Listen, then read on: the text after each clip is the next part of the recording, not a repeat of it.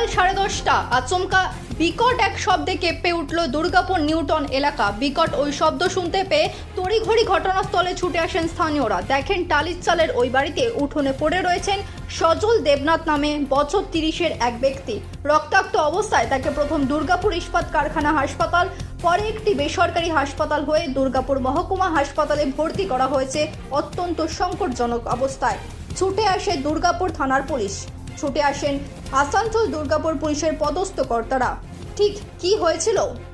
ঘটনাস্থলে এসে দুর্গাপুর 1 নম্বর তৃণমূল কংগ্রেসের সভাপতি প্রাক্তন কাউন্সিলর রাজীব ঘোষের দাবি ছিল। খবর দিল যে এখানে একটা বিস্ফোরণ হয়েছে এবং সেটা বলা হচ্ছে যে ইনভার্টারের ব্যাটারি বাস্ট হয়েছে। কিন্তু আমাদের ছেলেরা এখানে আসার পর যেটা দেখে যে বিস্ফোরণটা বেশ জোরালো বিস্ফোরণ, আশেপাশের বেশ কয়েকটা পাড়া এবং জেসিবস বস্তির ঘর সব কেঁপে উঠেছে। তো স্বাভাবিকভাবে ওটা ইনভার্টারের ব্যাটারির বিস্ফোরণ নয়। তো দেখলাম যে বোমা তৈরির উপকরণ ছিল, যেগুলো পুলিশ নিষ্ক্রিয় করেছে ইতিমধ্যে। তো বিভিন্ন ধরনের বারুদ আর আরও অন্যান্য সামগ্রী সেগুলো এখান থেকে পুলিশ উদ্ধার করেছে। এবং বারুদের উপকরণ বাড়ির উঠোনে পড়েছিল ঠিকই, কিন্তু এটা বোমা বিস্ফোরণ নয়, কোনো এক্সপেরিমেন্ট করতে গিয়ে ঘটে এই দুর্ঘটনা।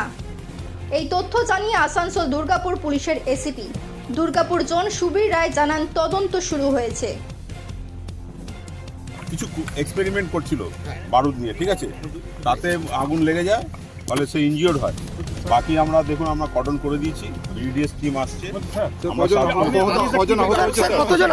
আপনারা দেখতে পেলেন বারান্দায় কিছু এক্সপেরিমেন্ট করছিল, বারান্দায় বারুদ নিয়ে কোনো এক্সপেরিমেন্ট করছিল, সেখানে আগুন লেগে যায়, ফলে সে ইনজিওর্ড হয়েছে। এবারে আমরা ঘিরে দিয়েছি, প্রিয়টাকে ঘিরে দেওয়া হয়েছে, আমাদের বিডিএস টিমকে কল করা হয়েছে। পুলিশ টালির চালের ওই বাড়ি ঘিরে দেয় তদন্তের স্বার্থে। তবে বিকট ওই শব্দে আতঙ্ক ছড়িয়ে পড়ে এলাকায়।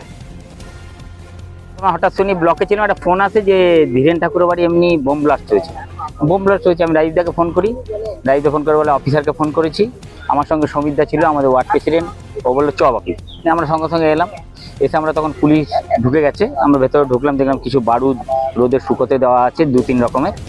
তারপর এই সামনেটা এলাম, সামনেটা এসে দেখলাম যে সব বিভিন্ন কাগজপত্র পড়ে আছে, বারুদ চারিদিকে ছড়িয়ে আছে। এই হিসাবে দেখলাম। তারপর বাইরে বেরিয়ে গেলাম, তারপর পুলিশ ঢুকলো ভেতরে, আমাদের বললো তোমার বাইরেই থাকো।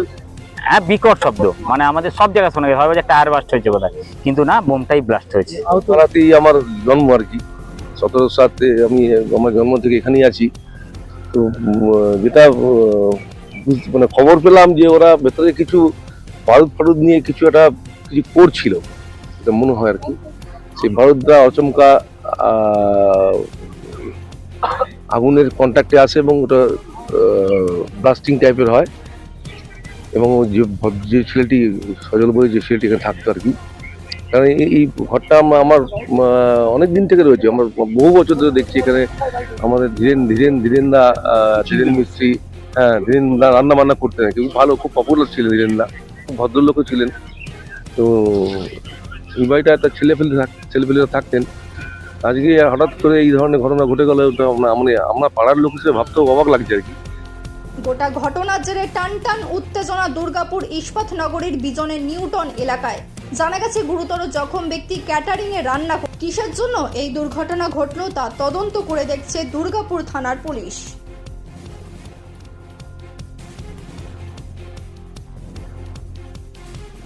দুর্গাপুর থেকে অনুরাধা সেনগুপ্তের রিপোর্ট, হাটি খবর।